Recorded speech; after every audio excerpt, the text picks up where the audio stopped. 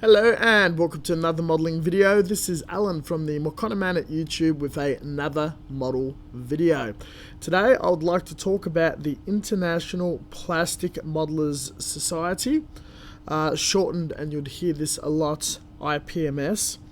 What they do, how they run their group, and more importantly their large scale gatherings or competitions, the sets of rules, and exactly what goes on in these shows and how one can contribute or participate. You will also find that many regional model shows that would have a mix of subjects or very heavily skewed to military aviation and cars will be heavily inspired or more or less exact chapters or based off the IPMS and its original set of competitions and rules. Let's explore their ideas.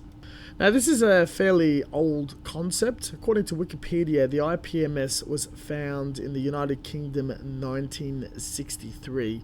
This was a gathering of hobbyists that would meet in regional areas, first branch obviously in the UK, and they broke down into smaller camps or clubs in various cities and towns that they can meet at a very regular time.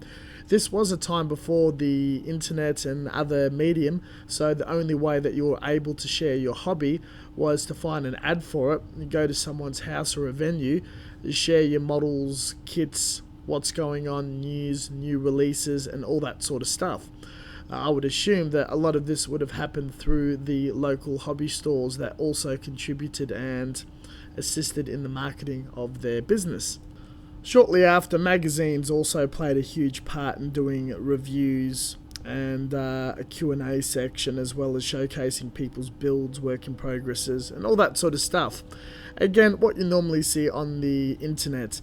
This was a big part of my hobby until the early to mid 2000s, when the online communities really started to explode. This led to big events run by the IPMS. The UK runs one of the biggest model shows in the world, Scale World, which is the opportunity for all these small regional clubs and city clubs to go to the one site and host a huge model competition where everyone's models go on the table. They get judged by a certain standard and criteria, and there's opportunities for manufacturers to put out releases, buy things from stalls, trade, as well as a swap and sell. Now, what made the concept of the IPMS spread and grow like wildfire is the setting up of international chapters. The year after, you had Canada, Australia, and then further on the United States, all the way to Argentina. And how this melting pot of ideas came together is Scale World would allow spaces not only for clubs across the United Kingdom to have a table and display their work and ideas, but different countries sending representatives from their clubs that were willing to travel, set up a table, share their ideas, models, and all that sort of stuff. I'd also imagine that a pen pal program would develop shortly after, and the concept of these rules and the setup of the event would migrate to other countries and set up to their standard of their national or large IPMS rule sets. In 1964, the IPMS set up a chapter in Australia. Now, I'm not aware of their history, though I have had run-ins with their main branch in Melbourne, my home city, and their event Model Expo. IPMS, being the main Australian chapter, is also the Melbourne chapter. There are New South Wales and other chapters in cities and states of this country, as well as more rogue clubs, as well as in Melbourne and in other places, that do choose to come down to Model Expo, contribute and support the event monetarily through volunteers and judging. On the Model Expo website, here is some of the logos of our sponsors and clubs that do help out, noting that Mecca Workshop and Gunpla Builders Australia is the two that I subscribe to. For those who follow my content knows I cover the Model Expo as well as the Bayonet military model competition run by a club called the Bayonet Military Model Club. The club is run by a husband and wife team with a few local members around their area. The event is run completely off their back and funds into local charities from the money that they raise.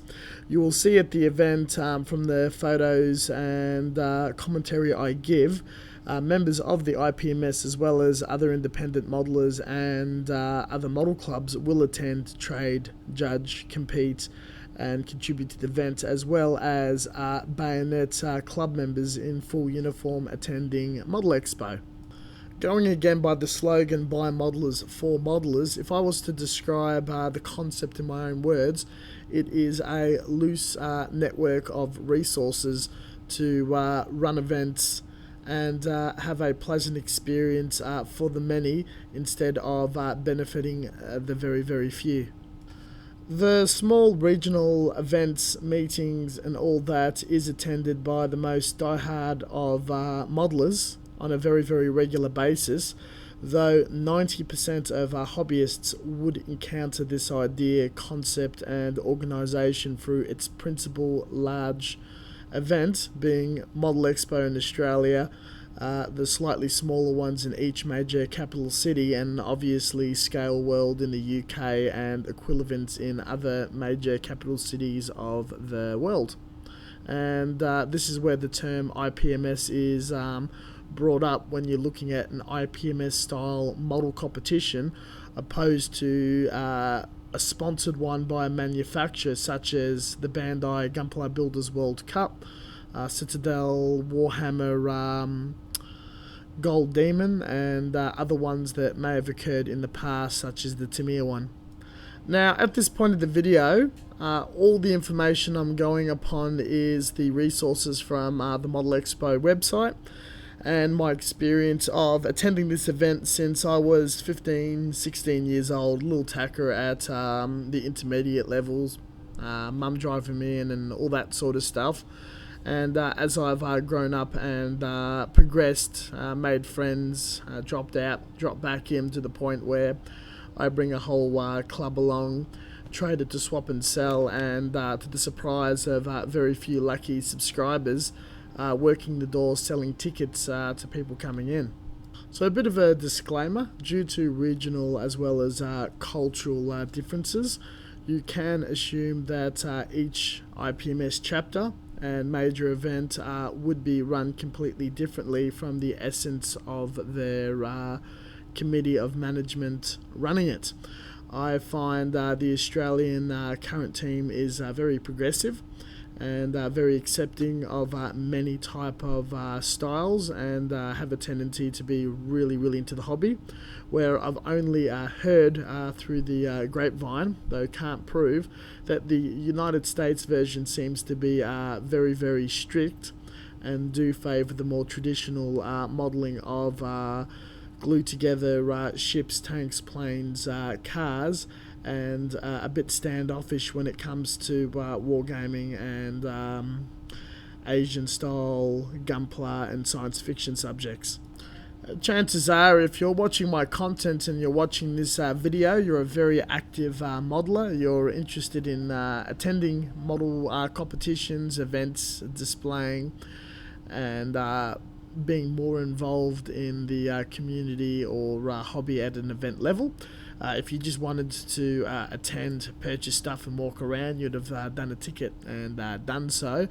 You're most likely looking for more information of how to enter, the more depths of the rules, and or if you're from overseas or never experienced an IPMS event, what it's all about. So we're going to go into great details into the rules and competitive side and a bit of judging. The coolest thing about the IPMS, and what I've really enjoyed about it, even though when it used to be a mostly military and civil affair when I was quite young, is the lack of creative restrictions. Even if you didn't fall into what they encompass and find it important to judge a kit, as long as it wasn't politically incorrect, very rude, or sexualized, it would most likely always be allowed on the table. Unlike other events where you have to cater to a theme or brand or a whole plethora of restrictions. Example, you could have a nude figure or a bikini model, but you couldn't have a full-on pornographic session. You could have a scene depicting Nazi Soviet violence, but you probably wouldn't go as far as displaying hate speech or marginalizing an individual group of people or putting personal details on a model. So you'd have to go quite extreme to be asked to take a model off the table. At a quick glance at the handout flyer and all the categories, it could be very, very intimidating and menacing. Though in the end, it's completely designed that anyone could slap a kit together in a few days, walk through the front door of Model Expo or these other IPMS events, and doesn't matter what the model depicts, there will be a scrutineer to decide which category it will fall into. And most likely, if you are a beginner, very new to the hobby, or quite young and under 18, it will most likely be slotted in a subject like that to give you a chance to compete with other beginners or people building very simplistic models. Aside from almost anything can be placed on the table and there'll be a home for it, even down to miscellaneous, the second point that I love is the process of judging and picking a model, as well as the criteria for judging, is completely inclusive of the whole community and whoever is willing to volunteer inside and outside of our club's IPMS and the Expo committee. More or less anyone can be a judge by walking in the door. If you are quite inexperienced, you will be tutored and trained by someone who's far more advanced. You'll be pretty much assisting them for the first few times you do that. And once you're more so known in the community and showed competency, you'll be a leader in yourself and taking someone else under your wing. It's purely run by volunteers. With the potential of many hundreds of models and tons of judges walking off the street, some of them absolutely unknown, the supervision scheme of an experienced trusted judge over a younger judge is absolutely ingenious, assuming the right in crowd is supporting the ideals of the IPMS. There is a chief judge that lords over everyone and is more or less there to have a quick glance that everything's falling in place right, that judges are not judging their own category that's also entering. It is a bit controversial, though you can enter the competition and judge a different category that you're not competing in. Though if there is any problems or difficulties, the chief judge generally tries to resolve it. Though you can imagine with everything going on, a few incidences can slip through the cracks. All efforts made by most modelling peers will be to correct anything that would encourage a sour experience. So the one or two bad eggs are generally identified and kept an eye on. I absolutely love this excerpt, as I feel that it covers a lot smaller competitions, especially online ones. What is the difference between an NNL style event and a fully judged contest? Basically, at an NNL, National Nameless Luminaries event, the winners are chosen subjectively by eye, by the public and or modelling peers. At a judged contest, the winners are chosen after technical inspection of each model entered. Each method involved judges' decisions and each has its merits and faults. So it really only depends on the entrant and whether or not he wants his model to be primarily judged by the viewing public or by protracted inspection by modelling experts. This also raises an old argument as to whether only experts can judge the quality of cultural output, or whether the taste of the public also has merits. However, it is generally felt that in certain situations, experts are better judges because of their impassionate approach to the task of the anonymity of the entrant. Model Expo competitions are judged to strict guidelines as detailed in the handbook. It more or less admits it is not perfect. It is aware of that. Now, one of the things that I absolutely love about the Australian event and the layout of the Model Expo website is it's completely transparent of everything that's going on, the experience, and all the information.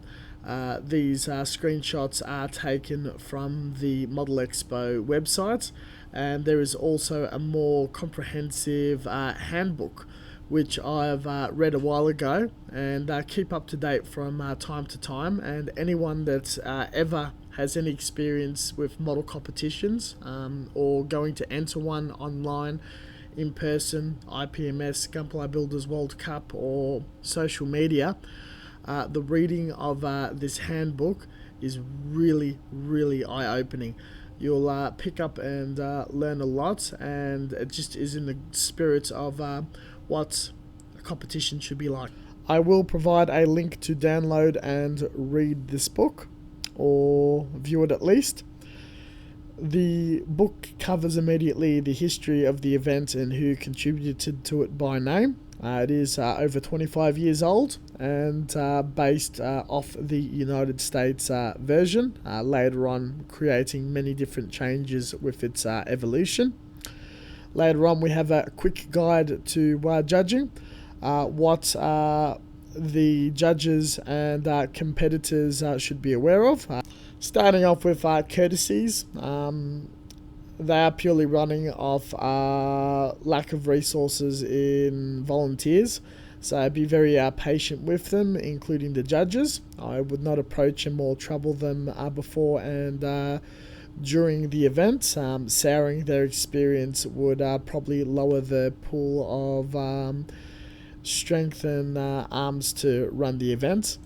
Expressing your frustrations in an aggressive outburst will look very poorly on you and will be very hard to scrub from your reputation and circle of modelling friends for a very long time to come. So that is an act that's definitely not worth pursuing. Throughout the judging process, there is a number of paperwork that the judges will be going through from the list of the model and a whole arrangement of criteria. We will be covering that shortly. They will be paying very close attention to the modelling aspects of detail, such as your finish and coats, accuracy to the reference, how well it's built, how well it's painted. And what they start off is awarding full points and removing them from mistakes spotted. So at first they look at the overall batch of all the kits, and they point out at quick glances which ones really stand out and would be considered for closer recommendations and judging to find a model that will place or tie. Now, this is not listed, though there are some hard truths to competition modelling. These are points to consider if you wish to further down this road. If you're entering for fun and recreations, don't be too offended, but it is something that definitely occurs, definitely by the viewing public and the judges. When analysing the whole plethora of models in front of you, and you've got hundreds of models to get through in the judging night, they will quickly scan, pick out, and mostly focus on the better models. So they've only got a small collection to decide which one is first, second, third, and the other commended ones competing.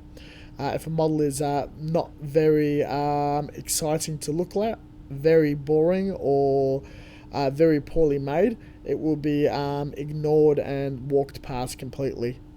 Beyond the basics, the judges are also looking for consistency, and this is a very common fault you'll see in more ambitious or larger projects that people spend a large amount of time on and building to a time frame for Model Expo or a due date. A model may be very consistent and very detailed and beautifully made at certain aspects, such as a cockpit of a plane or the kit itself, though the base or other areas or the finish or the painting could be a lot sloppier as it was rushed near the end. These will be looked at and singled out and used against you in the loss of points in selecting one kit, placing higher or winning over yours. It is a common belief among the IPMS and many modelers, when you're modeling in scale, you're modeling based off the real thing and you're trying to capture a moment in time, space or history and preserving it in a single object that existed or could exist up to a whole scene depicting a diorama. The more lifelike, the better. Where there are other instances of being stylized science fiction and fantasy aspects, they will also always exclusively take example from realism and looking that if that setting was in real life, how would weathering react to certain environments, rust, wear and tear on wheels or clothing or whatnot. So you're looking for references, which is another point. And another one we'll also cover later on in the video. With the model that you enter, there is an expectation of a folder to be dropped in a small box on or underneath the table, showing the box art cutouts, the instructions, a list of any modifications changed on the actual kit itself, materials that you've used, maybe a few work in progress pictures, and a historical photo examples or quick write-up of what you're doing, the setting and the story, so the judges can imagine it and lay it out. Example, if you're entering a World War II tank, they would like to see a picture of that tank from a museum, a write-up of what war, what theatre, where is it found, what it's doing. Not going in over stupid amount of detail or content, just a few pictures, a few paragraphs and sentences here and there. List things. Consider that the judges only have a few minutes to look at each model and maybe a minute or two to read the instructions or references. If you're close to placing, they'll analyse it. If you're nowhere near placing, they'll glance over it. Merely having something there will guarantee you that you've got points for references, where nothing is a zero. Also, a final note of respect that you may not exactly agree with the competition standards or criteria, though respect the work that the judges do as well as the chief judge. What they do say in the end is final, and you do not want to be on the side where you're bullying volunteers. As there is an expectation when you walk off the street and decide to become a judge, there's a few things to note, and that is the height of respect that whoever brings and builds a model to the event, everyone's contributing to the creation of the event or the Model Expo or show. If there's nobody building models and bringing it to the event, there is no show, as I said in previous competitions in person. A judge would never really judge its own work, and if there's any conflict of interest, such as a friend, club member or whatnot, or if they're heavily involved in the subject, you're a tank modeler, you would go and judge a different category, as you'd be far more biased in certain aspects, details, and take too long, where it's better that you judge a category you know nothing about and you're purely looking at the work. Due to a lack of manpower, this is generally what is preferred, but not yet what is always the case. The judges are also encouraged to judge all models equally. fulfill their duties and diligently at all times, carry themselves with respect and not tarnish the reputation of the event or the enjoyment of the models. Look at the reference material, discuss with their peers. You don't go off and do things by yourself. And the chief judge has power over everybody else.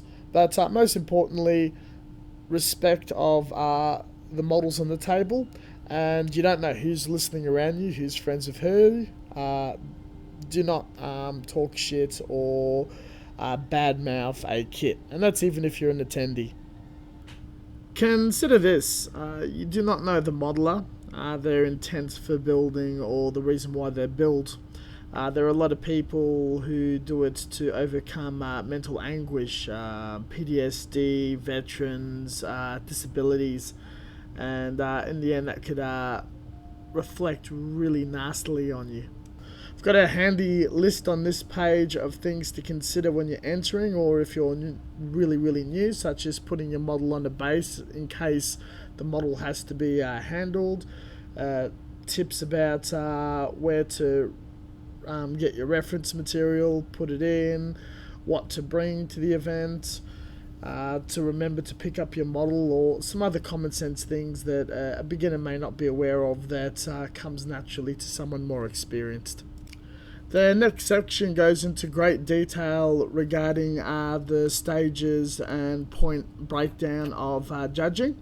It's a very simplistic way of doing it, and it's very effective. The pages also contain the paperwork the judges actually walk around with and score the models.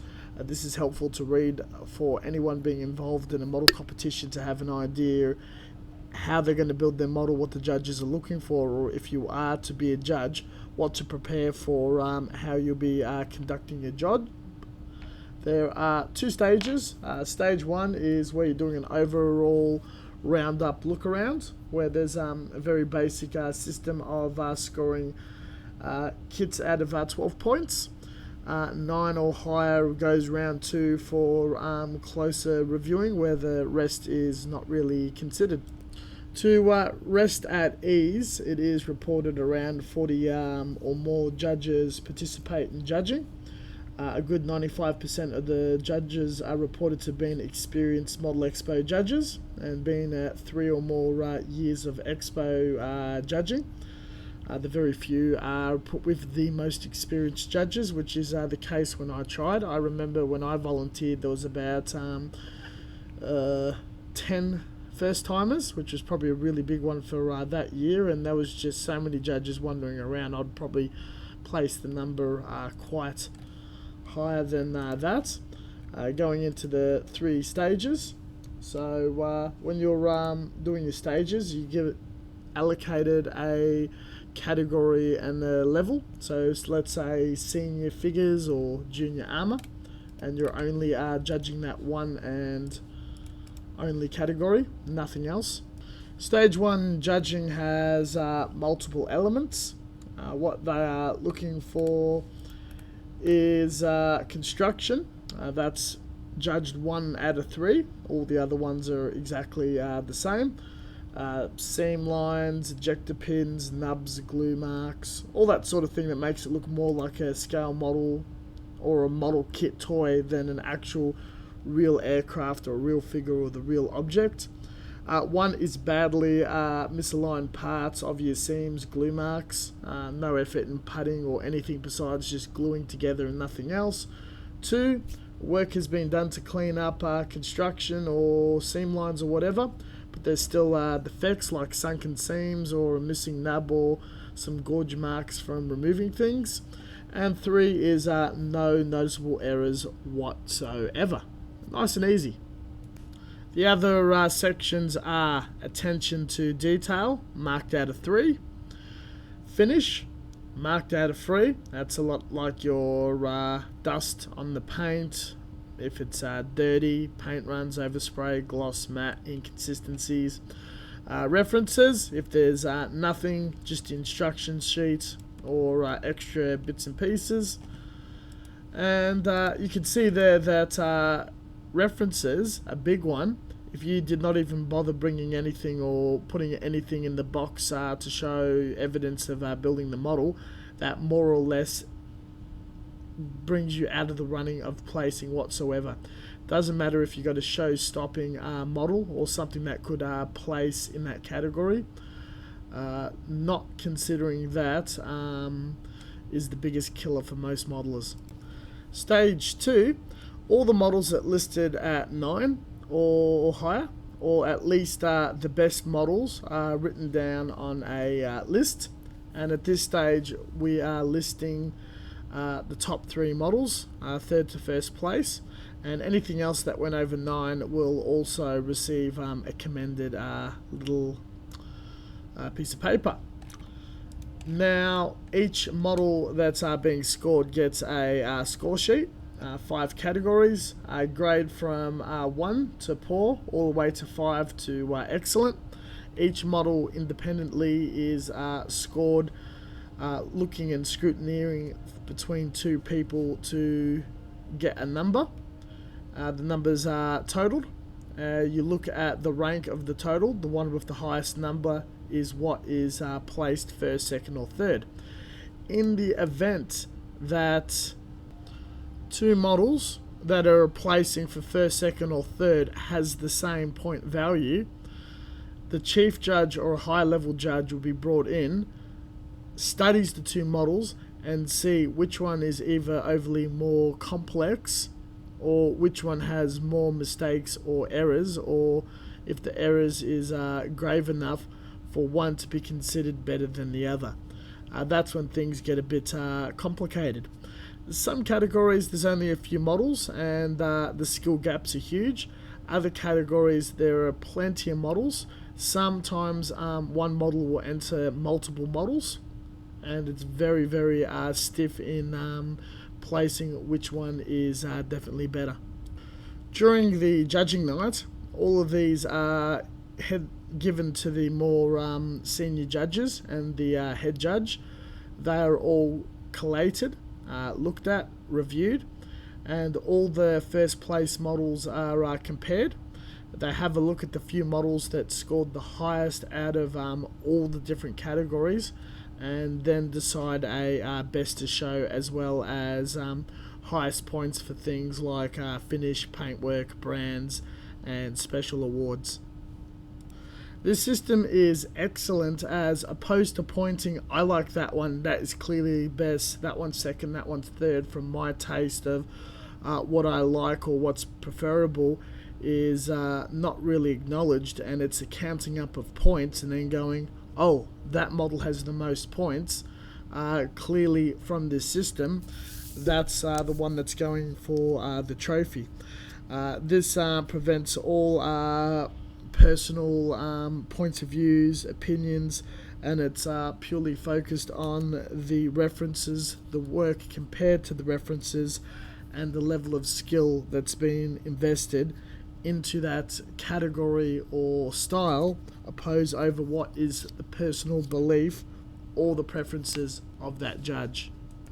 Yet the downside is the obviously popular model, or the model that people are drawn into and really enjoy or like, or invokes emotion, or they find it to be really, really clever or funny, a meme invested in a kit, and that didn't one could get backlash from the public or other peers for not winning, even though under these criteria it has not quite met those requirements. So sometimes from the people who are not initiated in this system of judging or how the event is run, will get flack for faults that are not their own, and that the public does not quite understand what it takes to judge and place a kit. Now, as there is no restrictions for what sort of models, brands or ways to be built that can be entered in Model Expo, they need to be separated and divided, which makes the IPMS experience a lot more unique than a regional show or a specialist show that only targets either wargaming or science fiction or gunpla, or maybe an event that's so small that there's such a tiny amount of models that a couple of categories can fit. These large regional shows like Model Expo or Scale World would have many hundreds of kits, and a lot of them would be grouped quite uniquely that are very similar to each other, though to make it fair that among a cluster of several to 20 or 30 kits, up-themed people will be able to win awards or trophies for their efforts instead of having a pool of hundreds and 3 awards only. First, we have competition classification. This is how much commitment is put into building the kit or possible skill that can be on display. We've got the IPMS definition of OOB, out of the box. Has different meaning in every community, though for the IPMS, it is that you purchase a kit, box kit, you build the kit as per what's inside the box, and from there you're able to do very, very small adjustments by repositioning or replacing some parts, cleaning up, opening or closing components, then followed by painting it however you desire, and following with a decal scheme finishing or weathering and mounting on a very basic base. In gunpla terms, this would only mean by snapping the kit together and using decals and not applying anything foreign like paint or whatnot. Even though anyone from experienced to junior can enter this, it generally means that you don't have to put that much attention to detail or creativity or research, that the instructions that comes with it is your reference. You can copy the box art and you don't have to do further extra work. So a casual modeler that walks off the street, buys a model kit, builds it as closely as possible and enters it, is able to compete with other people only doing that level of work and a basic set of tools. There are still chances that most likely someone that's been building out of the box for many years is more likely to win, but there's always that possibility. Then what comes in the kit?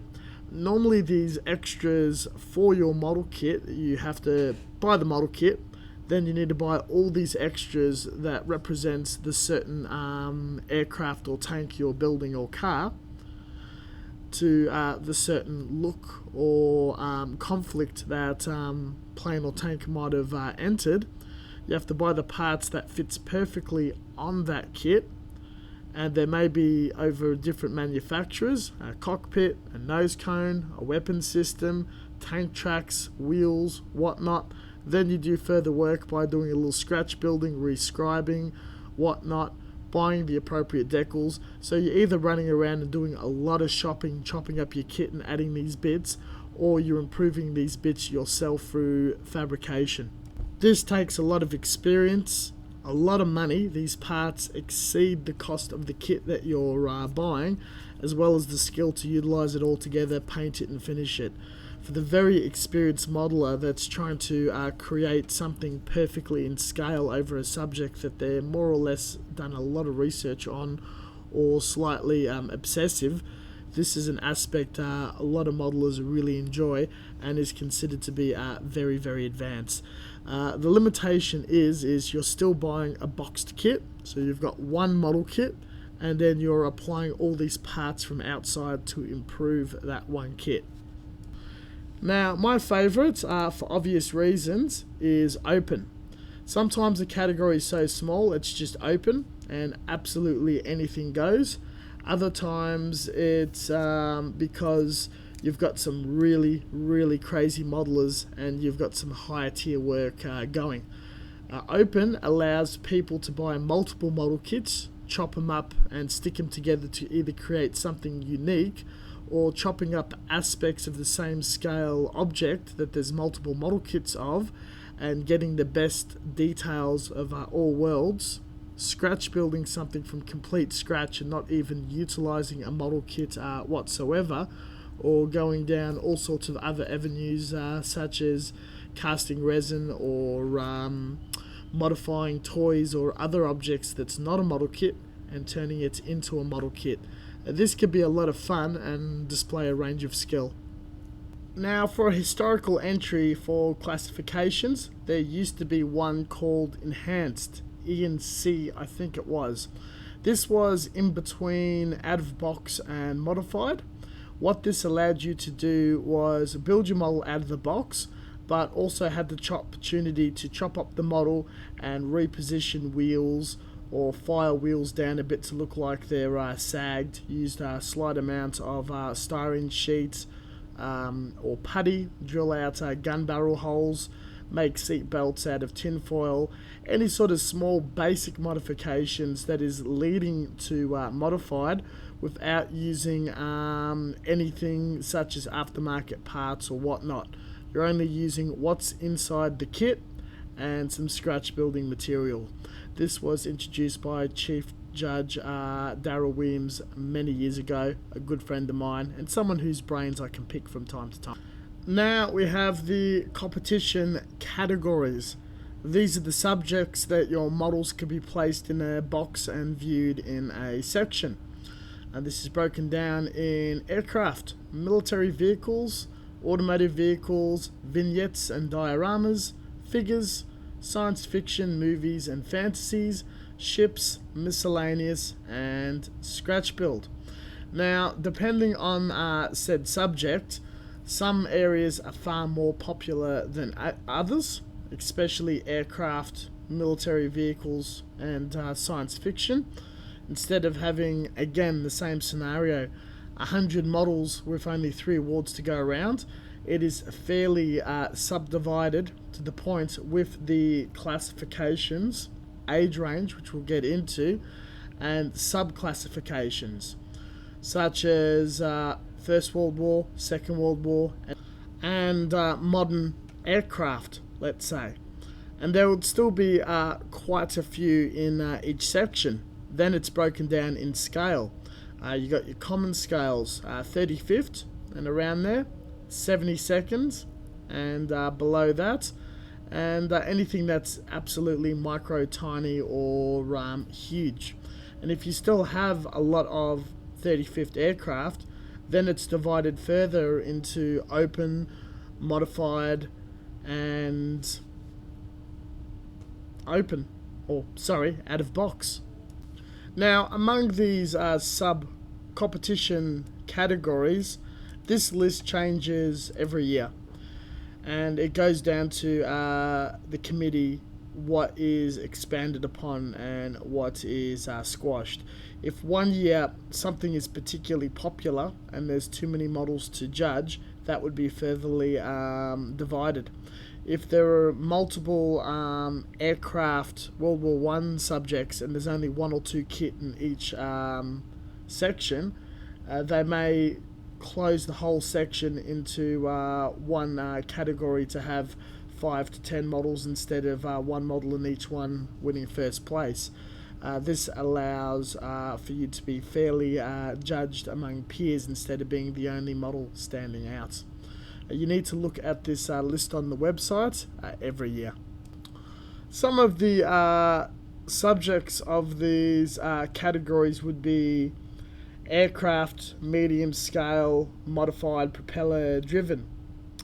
It would say aircraft between 136 to 171, and it would give you a description of what era or style of machine that has to be accepted. Aircraft is always very popular. Another one would be military vehicles and equipment large out of box.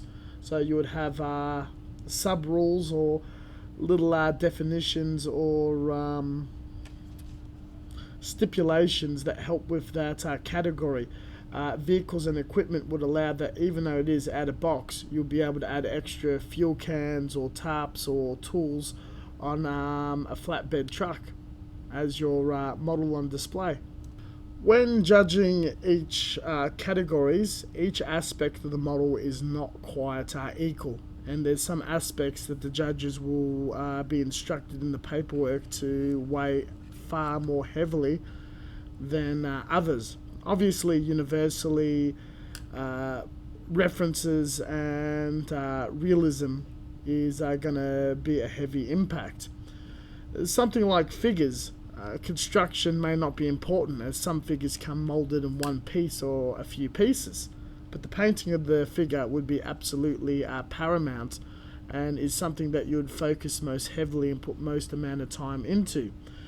Scratch building or vehicles, which are kits with many parts or something you're putting together by yourself, would be more heavily intensive in building the thing, and there's more chances of flaws or mistakes in the seams or parts alignment than the painting. And when they're judging the section, attention to detail, this is where the details are really important, and more so the definition of that.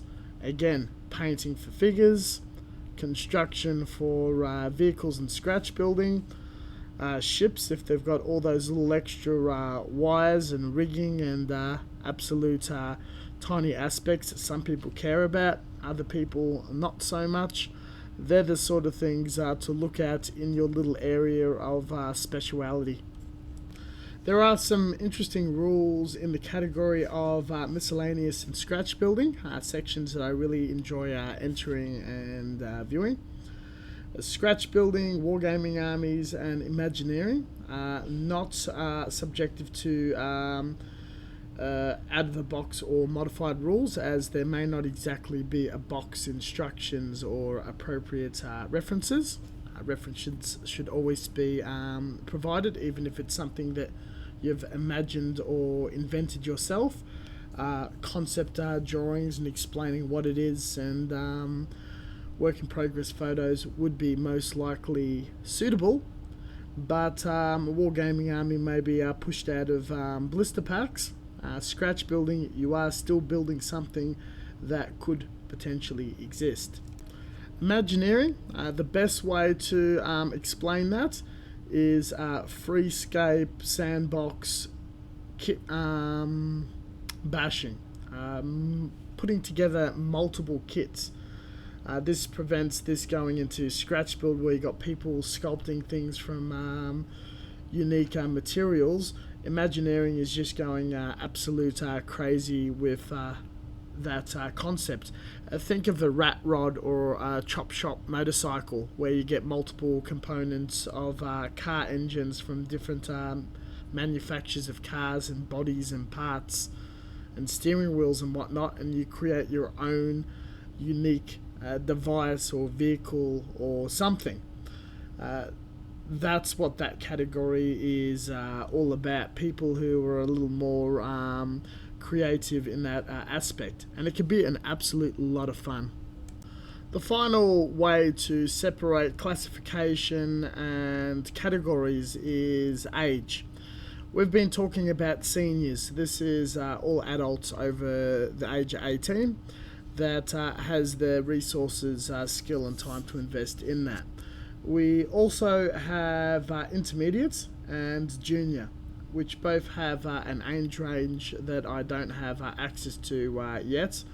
Intermediate is sort of your more secondary school teenage years, and juniors are definitely your minors that need to be accompanied at all times.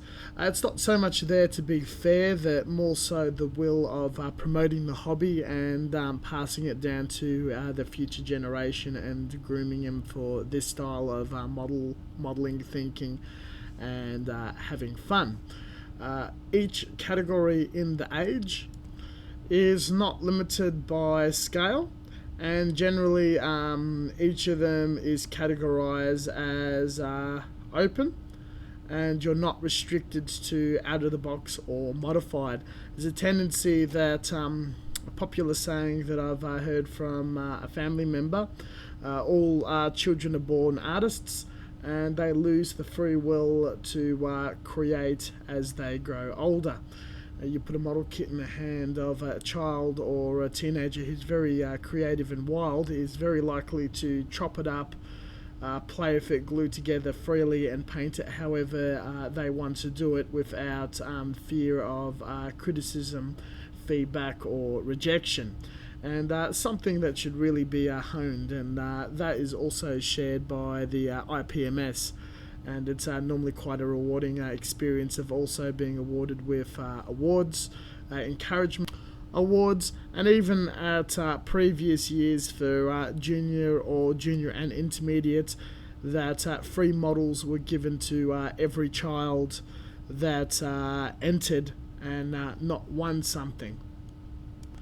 In marketing material, these events normally are advertised and marketed to be family friendly or family orientated, to everyone having a place to contribute, or activities that they can be involved with and catered for.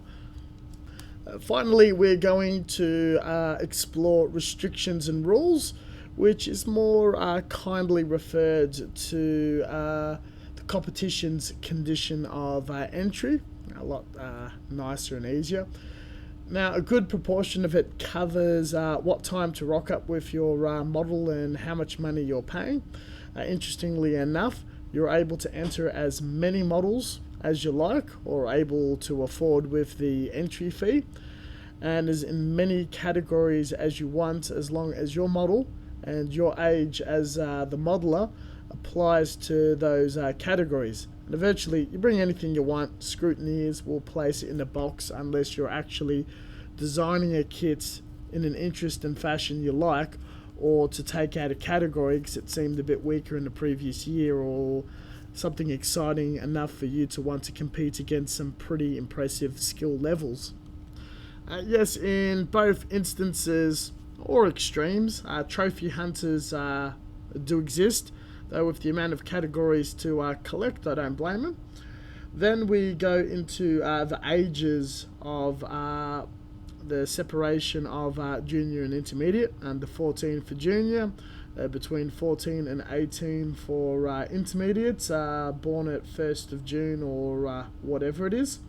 And probably, I don't know if this is a controversial one or not, the models need to be the handiwork or built by the entrant only. I've always found modelling personally to be a solitary thing, but I suppose there's people out there with unique skills. One person's really good at building, one person's really good at painting, or that you're buying commission work and you're passing it as your own, which can be pretty weird in my opinion.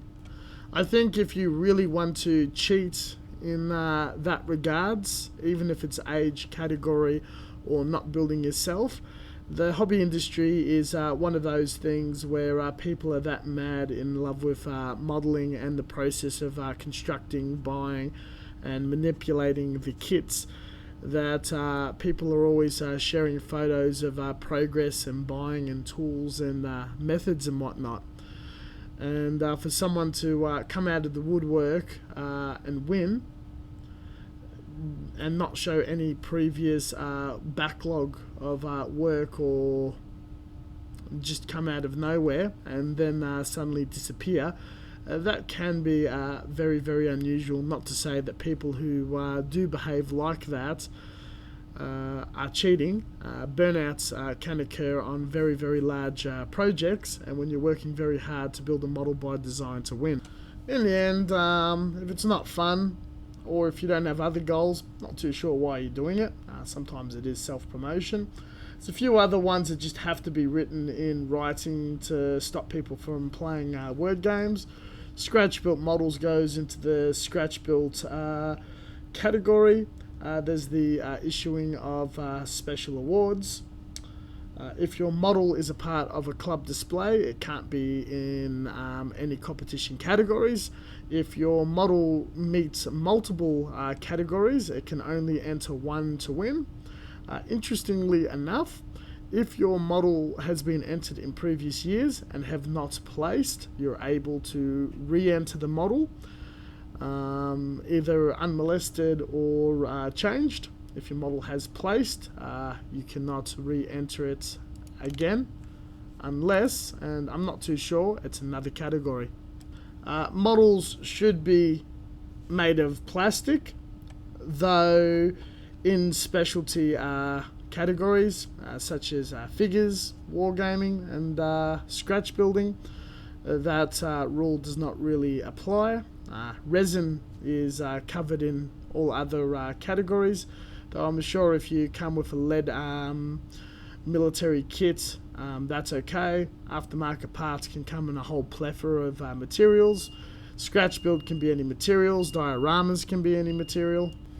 Wooden ships, absolutely, obviously wood. Models can be on bases, plinths, and all that sort of stuff that can be made of additional materials. So you can definitely see that there's absolute flexibility, that if it's covered in the hobby industry and it's standard by most modelers, then it's generally allowed in this competition. There is also, in the case that someone has broken a violation rule or is doing the wrong thing, and it has been noticed by an entrant, they are allowed to bring it to the attention of the chief judge, who is able to analyse the rules and come to a decision that's absolutely final. And once a final decision has been made by the chief judge, there's no real appeal process to overturn that. But that's getting to the point where people are not having a good time. And then the final section of the document covers the list of special awards one could win, which covers special interest groups, which is a wing of the UK IPMS research group. It goes to FAQs, which we covered off the website, and a little bit of a bibliography and ads for swap and sell and traders and all that jazz. And that is more or less the experience of a large or regional IPMS style judged model event. I'm probably in favour of this over others. Not so much of the strictness of reference material, though the purely judging of its perceived realism, its construction, as well as finish and flaws over other expected factors that may come from a popularity contest or a corporate or manufacturer run gig. Now, if you're all excited, riling to go and want to return to your event or go to a new model event, the best experience and the best advice to give if you are choosing to design a model to win, to go trophy hunting, or absolutely full competitive, that side of things, the best way to build up your experience is to go for the full experience. Read all the previous information and research that I've put up, as well as the references down below. Have a good look at the regional rules or the competition rules or the chapter that you're just about to enter. Go, enter, and have a go, engage the community. Have an opportunity to talk to the judges post-judging, talk to the other competitors, and definitely the people who placed and won. You may not get new or more information doing so, though getting it from the point of view or a little bit of tidbits from other people just builds up on your wealth of knowledge. And the most important tip I always give about competitions and the other competition videos are get off social media and the computer and hit the hobby bench. The more modelling, obviously, the better that you definitely do get. Though the experience is definitely very rewarding and it is a lot of fun. Once you've entered and competed, part 2 of the best experience you can get to improve your modelling and know more about the industry, the hobby, and competing is volunteer for judging. Being tutored how to judge, look at models and see what the judges are looking for gives you the judge's eye when you build your own. If you don't care for improving, winning, judging, all that sort of stuff, you just want to go to a model event, put what you got on display, talk to people, have fun, a lot of this information may be interesting or useful or trivial, though Model Expo and these sort of model competitions are for everyone to display and share your work. And everyone who does enter these competitions have multiple reasons of why they're there or what they're doing, and not all of it's to win or hunt trophies or place.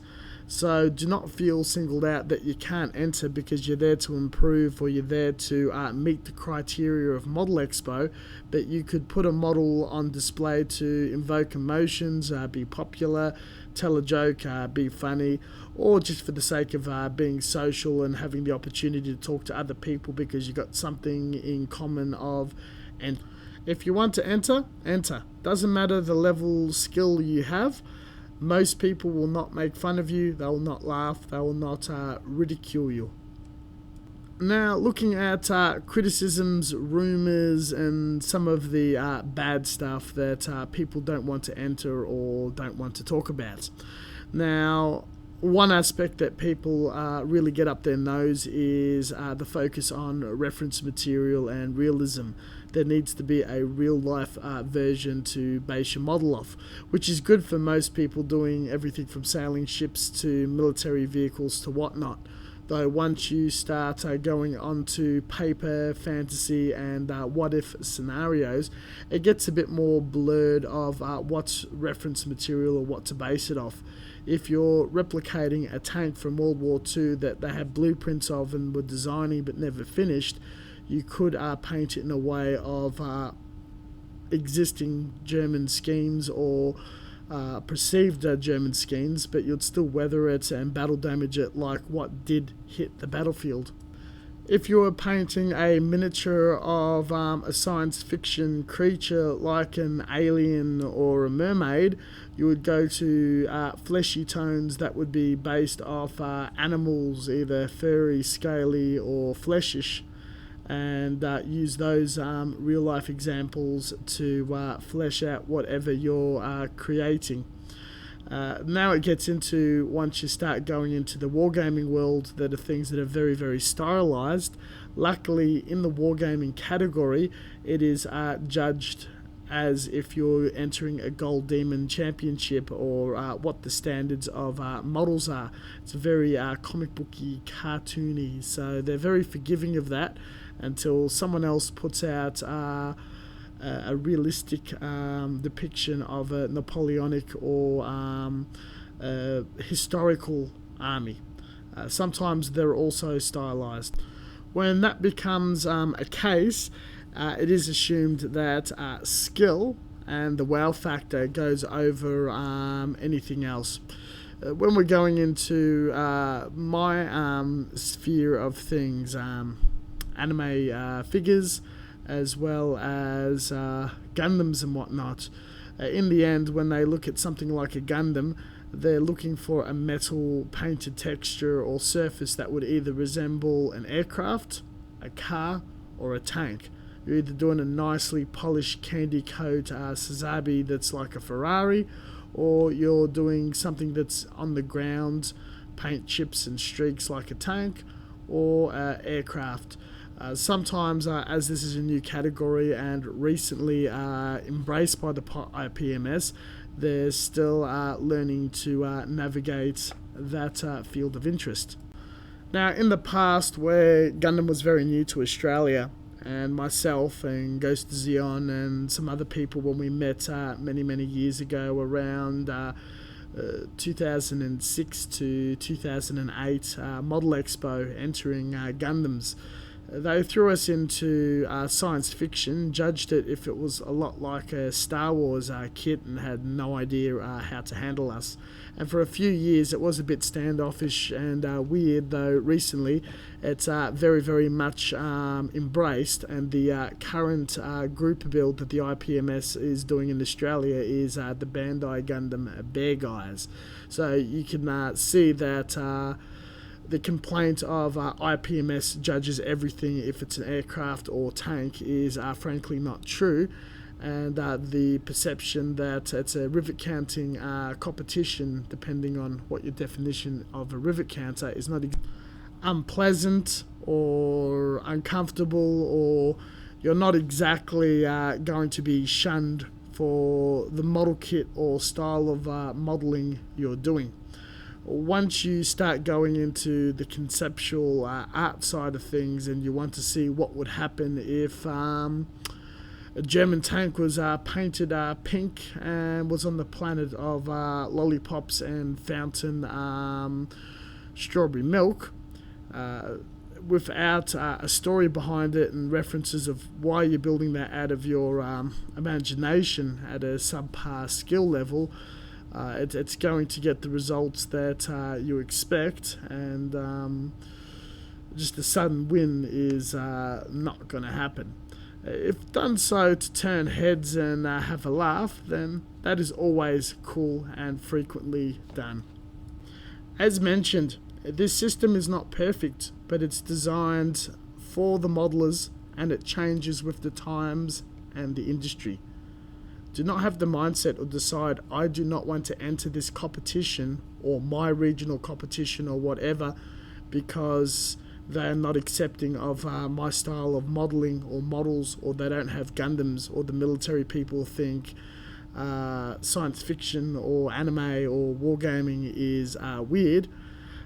It will change with the inclusion of people. If you're the first person there, other people will enter, and once there's enough people competing, then there needs to be concessions made for that type of model and for that category, and over time the people on the committee and running the event will be building those models or collecting information or concessions from the modelers on how to judge it appropriately.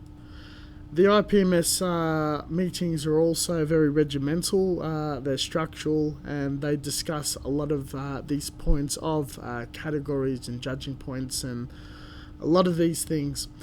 If you write up a proposal and send it to the committee of you want to have a separate Gundam category because there's enough people entering Gundam models, or there's too many Gundam models and it should be separated in open and at a box, it will be read and considered, and with enough people entering and enough interest, it is very possible to go ahead.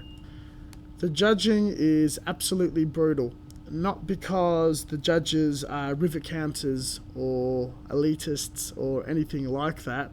It's the set of rules, and it's in the end of the day to pick the best model out of the criteria set and agreed upon by the committee and award it at the event to the reason why everyone's come together for whatever purpose there is. That's the end goal of the event.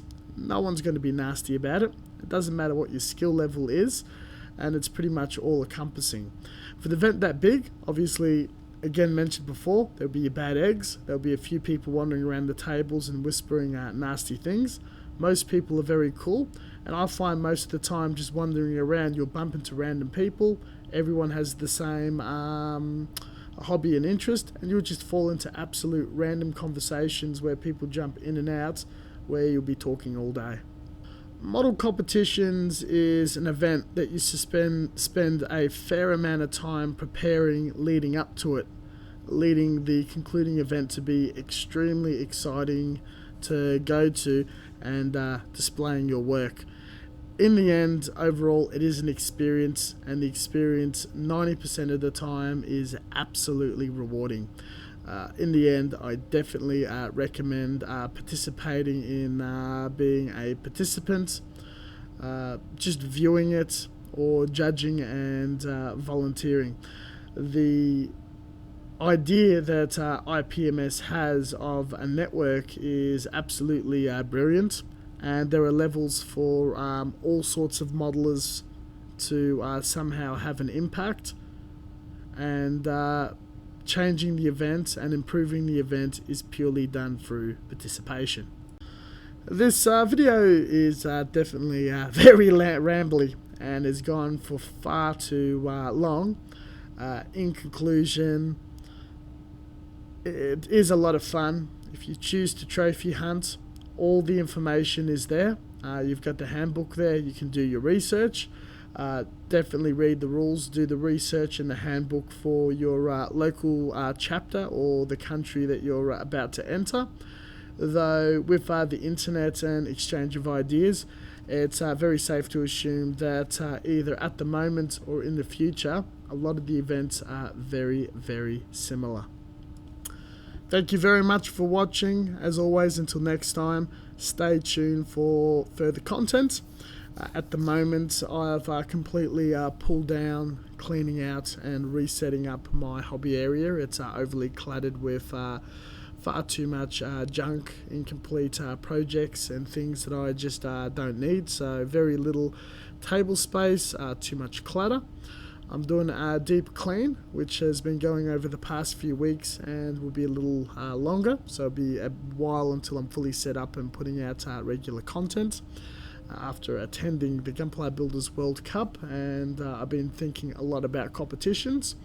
It's the right time to do content on guides of how to enter competitions, my experience with them, and just generally how they go down. I feel that this sort of topic has not been discussed or documented on YouTube at the rate I'm doing it right now. So I hope it's informative, and if people are doing research in great depth of these topics, that the information presented is either useful, entertaining, or informative, or at least for people that are just listening for background vlog style podcasty entertainment while they build or play video games. Stay tuned for further content. We've got Facebook, regular content on there, links down below for references and more information, as well as videos once or twice a week. I will probably do 1 or 2 more competition videos, and then we will lead back to our usual programming. Thank you very much for watching, and until next time, see you guys.